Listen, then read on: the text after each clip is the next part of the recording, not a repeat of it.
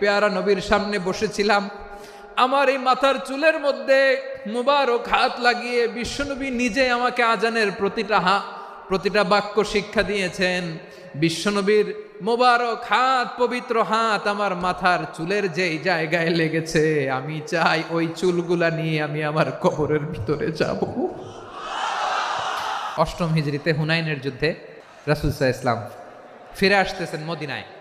পথিমধ্যে বেলাল রাদিয়াল্লাহু তাআলা আনহু আজান দিচ্ছেন। কি দিচ্ছেন? তো পাশে ছিল মুশরিকদের একটা পল্লী, কিছু মুশরিক তরুণ, কিছু অমুসলিম কিশোর, তারা আজানকে ব্যঙ্গ করতেছে। আমাদের বাংলায় মুখ ভেঙ্গানো বলে আর কি। বেলাল রাদিয়াল্লাহু তাআলা আনহু আজান দিচ্ছেন, ওই বাচ্চাগুলো মুশরিক, তো ওরা আজানকে ব্যঙ্গ করতেছে, বিকৃতি করে ওরাও আজান দিচ্ছে। উদ্দেশ্য হচ্ছে আজানকে নিয়ে ঠাট্টা করা। উদ্দেশ্য কি? ঠাট্টা করা।